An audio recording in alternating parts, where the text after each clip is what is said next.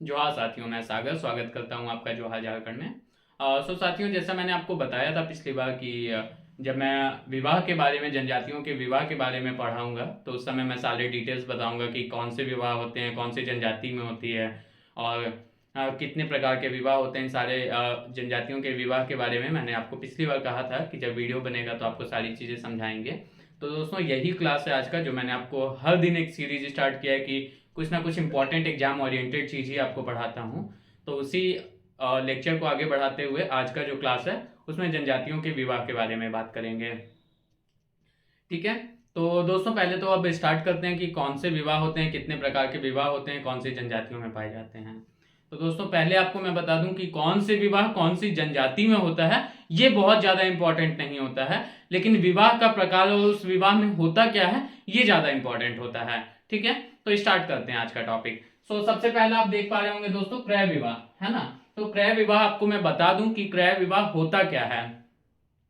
तो वधु मूल्य पढ़ाते समय मैंने आपको कहा था कि यहाँ पर क्या है कि जनजातियों में जो वर पक्ष होता है वो वधु पक्ष को कुछ मूल्य चुकाता है, कुछ राशि देता है, जिसको वधु मूल्य कहते हैं। तो वो विवाह जिसमें वधु मूल्य दी जाती है वर पक्ष के द्वारा वधु पक्ष को, उसी विवाह को क्रय विवाह कहते हैं, है ना। संथाल जनजाति जो है इसे किरिंग बापला कहती है। ठीक है, तो अब देखते हैं दोस्तों कि क्रय विवाह कौन सी जनजातियों में पाए जाते हैं। तो सबसे पहले आप देखेंगे संथाल, मुंडा, हो, उरांव और खड़िया। तो दोस्तों मैंने आपको अभी बताया भी कि ये कौन सा विवाह किस जनजाति में पाया जाता है, ये बहुत ज्यादा इंपॉर्टेंट नहीं है। इससे ज्यादा इंपॉर्टेंट है कि कितने प्रकार के विवाह होते हैं और कौन कौन से विवाह में क्या जो है प्रक्रिया होता है, ये ज्यादा इंपॉर्टेंट है।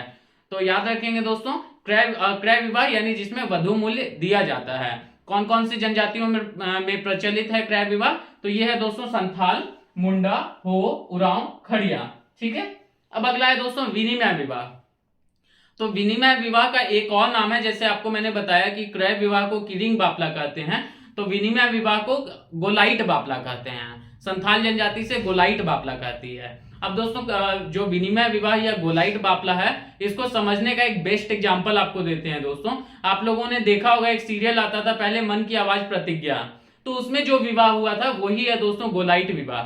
जैसा आपने देखा होगा कि कृष्णा सिंह ठाकुर का विवाह प्रतिज्ञा से हुआ था, तो प्रतिज्ञा का जो भाई है उसका विवाह किससे हुआ था, कोमल से हुआ था। तो यही जो मैंने आपको अभी विवाह बताया ये है दोस्तों गोलाइट विवाह। हाँ, तो दोस्तों जैसा आपको मैंने बताया कि कृष्णा का विवाह प्रतिज्ञा से हुआ था, प्रतिज्ञा के भाई का विवाह कोमल से हुआ था। तो ये जो बापला है, ये जो विवाह है दोस्तों, यही गोलाइट बापला का बेस्ट एग्जाम्पल है। और मेरे हिसाब से आपको अब अच्छे से समझ में आ गया होगा दोस्तों गोलाइट बापला या फिर विनिमय विवाह किसे कहते हैं। तो विनिमय विवाह जो है प्रायः सभी जनजातियों में पाया जाता है। सीधा याद रखेंगे दोस्तों, विनिमय विवाह प्रायः सभी जनजातियों में पाया जाता है। अब अगला देखते हैं दोस्तों, अगला जो है विधवा विवाह है। तो दोस्तों विधवा विवाह को अलग अलग जनजातियां अलग अलग नाम से जानते हैं। तो विधवा विवाह में जो है बेसिकली अगर मैं बात करूं तो इसका एक और नाम है सगाई बापला, है ना। संथाल जनजाति से सगाई बापला बोलते हैं। तो अब जो है कि विधवा विवाह देखिए, जनजातियां जो है हमारी झारखंड की जो जनजातियां हैं दोस्तों, कहीं ना कहीं ये हमसे बहुत ज्यादा एक हिसाब से बोला जाए तो विकास का एक इनका जो विकास का विचारधारा है ये हमसे बहुत ऊपर आता है ना। तो नॉर्मल अगर मैं बात करूं कि नॉर्मल अगर सदान की बात करें तो वहां पर विधवा विवाह जो है नहीं होता है ना। या फिर अगर आप जानते होंगे लॉर्ड विलियम बेंटिक के समय में 1833 में उन्होंने विधवा विवाह को पुनः स्टार्ट भी किया था। तो कहीं ना कहीं अगर कोई महिला है जो विधवा हो गई है या परित्यक्ता यानी अगर उसका पति उसे छोड़कर चला गया है, तो उस महिला को भी जीवन जीने का पूरा पूरा अधिकार है दोस्तों। तो इन दैट केस जनजातियों में एक प्रक्रिया पाई जाती है, माफी चाहेंगे दोस्तों, प्रक्रिया पाई जाती है एक इनमें जो है सिस्टम है विधवा विवाह का भी।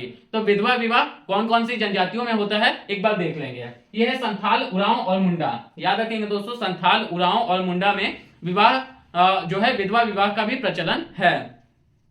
अब आते हैं दोस्तों सेवा विवाह। तो सेवा विवाह जो है दोस्तों सीधा क्रय विवाह का सीधा उलट है। अब उलट का यहाँ पर मतलब क्या है, क्रय विवाह में क्या होता है, वर पक्ष जो है वधु पक्ष को कुछ मूल्य चुकाता है, जिसे किरिंग बापला या क्रय विवाह कहते हैं। लेकिन कई बार ऐसा होता है दोस्तों कि जनजातियों में काफी सारे ऐसे वर पक्ष होते हैं जो असमर्थ होते हैं वधु मूल्य चुकाने में, है ना। यानी कि वो काफी गरीब होते हैं, वो वधु मूल्य नहीं दे सकते हैं, है ना। तो यहाँ पर क्या है कि जो वर पक्ष है वह जो है अपने सास ससुर के घर में जाता है और वहां पर अपने सास ससुर का सेवा करता है। और उस सेवा के बाद जब सास ससुर खुश हो जाते हैं वर से, तो फिर उन दोनों वर और वधु का विवाह कर दिया जाता है। तो यहाँ पर वधु मूल्य के बदले क्या है कि सेवा किया जा रहा है, तो इसे ही सेवा विवाह कहते हैं, है ना। तो सेवा विवाह में देखेंगे दोस्तों संथाल, मुंडा, उरांव, बिरहोर। तो देखेंगे दोस्तों संथाल, उरांव, मुंडा, संथाल, उरांव, मुंडा, संथाल, उरांव, मुंडा। संथाल, उरांव, मुंडा जो है ऐसी जनजाति है जो सारे प्रकार का विवाह में जो है सम्मिलित होते हैं, ठीक है। ये देखेंगे दोस्तों संथाल, मुंडा, उरांव, है ना, संथाल, उरांव और मुंडा, संथाल, उरांव और मुंडा। ये देखेंगे दोस्तों संथाल, उरांव, मुंडा जो है सारे प्रकार के जो विवाह हैं उनमें लगभग ये पार्टिसिपेट करते हैं। देखिए यहाँ पर भी है मुंडा, उरांव, यहाँ पर संथाल नहीं है। बाकी फिर आगे डिस्कस करते हैं। अब आते हैं दोस्तों हठ विवाह। तो हठ विवाह का एक और नाम है, हठ विवाह को ढुकू विवाह भी कहते हैं, है ना। जैसे अगर बोलचाल की भाषा में बोलना हो दोस्तों तो ऐसे बोलते हैं ना कि घर में जबरदस्ती ढुक गया या घर में जबरदस्ती घुस गया। तो यही जो विवाह है इसे हठ विवाह या फिर ढुकू विवाह कहते हैं। इसमें जो है वधु क्या करती है कि विवाह से पूर्व जो वर पक्ष होता है उसके घर में जबरदस्ती जाकर रहने लगती है ना। तो और उसके बाद क्या है कि जो गांव वाले हैं वो देखते हैं कि हाँ बहुत दिनों से वधु जो है महिला जो है वर पक्ष के घर में पुरुष के घर में रह रही है, तो उन दोनों का विवाह जो है गांव के द्वारा करवा दिया जाता है। इसे हठ विवाह या ढुकू विवाह कहते हैं, ठीक है। अब हठ विवाह दोस्तों बिरहोर और हो में पाया जाता है। हठ विवाह आप लोग बस याद रखेंगे बिरहोर और हो में पाया जाता है ना।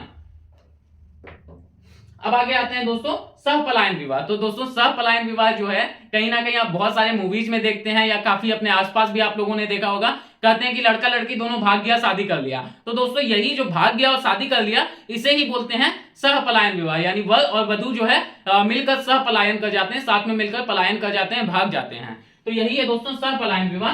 तो मुंडा, खरिया और बिरहोर, मुंडा, खरिया और बिरहोर में ये सहपलायन विवाह पाया जाता है। अब अगला दोस्तों है जो ये है हरण विवाह। तो हरण विवाह जो है ये भी काफी प्रचलित विवाह है ना। इसमें क्या होता है कि जो वर होता है वो वधु का हरण कर लेता है ना, और हरण करके शादी कर लेता है। तो ऐसा जो विवाह होता है उसे बोलते हैं हरण विवाह। तो हरण विवाह जो है उरांव, मुंडा, खरिया, बिरहोर और सौरिया पहाड़िया, याद रखेंगे दोस्तों, उरांव, मुंडा, खरिया, हो और सौरिया पहाड़िया में हरण विवाह का प्रचलन पाया जाता है। अब दोस्तों एक बार जल्दी से मैं इसे रिपीट कर देता हूं आप लोगों के लिए। क्रय विवाह वधु मूल्य देख चुकाकर, विनिमय विवाह गोलाइट विवाह, इसमें क्या है मैंने आपको बताया कृष्णा और कोमल का विवाह, है ना। विधवा विवाह, विधवा विवाह यानी विधवा का भी विवाह का यहाँ पर प्रचलन जनजातियों में है ना, जिसे सगाई बापला कहते हैं। आगे आते हैं सेवा विवाह। जब वर पक्ष जो है वधु मूल्य चुकता करने में असमर्थ होता है उस केस में सेवा विवाह होता है ना। अब आते हैं दोस्तों हठ विवाह या ढुकू विवाह। इसमें क्या है कि महिला जो है वर के घर पर जबरदस्ती आकर रहने लगती है और गांव वाले मिलकर शादी कर देते हैं। अगला है सहपलायन विवाह, यानी दोनों मिलकर भाग गया, सहपलायन कर गया। अगला है हरण विवाह। हरण विवाह यानी जो पावरफुल, अगर वर पक्ष पावरफुल है और वो किसी लड़की को पसंद कर लेता है तो जबरदस्ती उसका हरण कर लेता है और उससे शादी कर लेता है। तो ये है दोस्तों हरण विवाह। तो ये सारे प्रकार के जो विवाह हैं ये जनजातियों में पाए जाते हैं और कहीं ना कहीं जनजातियों की जो शैली है या जनजातियों का जो संस्कृति है, कल्चर है, ये काफी समृद्ध है दोस्तों। ना सिर्फ ये जो अगर मैं बात करूं कि ना सिर्फ विवाह के टर्म में अगर बात करें तो जनजातियों की कल्चर संस्कृति जो है समृद्ध है, इसके अलावे भी अगर बात करें तो जनजातियों के द्वारा काफी सारे त्योहार मनाए जाते हैं, काफी लोकगीत का इनमें प्रचलन होता है, काफी लोक नृत्य का प्रचलन होता है। यही जनजातियां जो है इनकी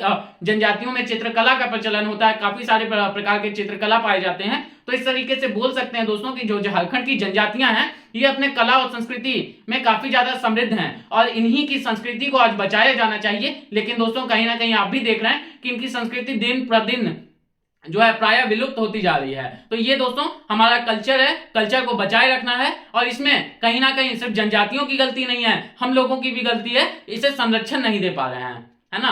तो दोस्तों आज के लिए ये जो टॉपिक है यहीं पर इसे स्टॉप करते हैं। आशा करते हैं कि आप लोगों को चीजें सारी समझ में आई होगी, है ना।